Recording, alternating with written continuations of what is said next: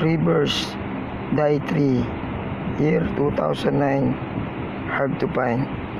Check nyo po, error coin, may dagdag sa araw nyo. Tingnan nyo po yung dalawang yan, pati sa kanilang between meron din, at sa araw at sa between, pati sa letter N yan. Medyo mababa lang kasi yung unit ng cellphone natin, hindi natin makita masyado, pero meron siyang error coin dyan sa letter N. May dagdag din siya dyan, pati dito sa may pinaka-araw nya, umabot na po rin sa may pinaka-circle nya.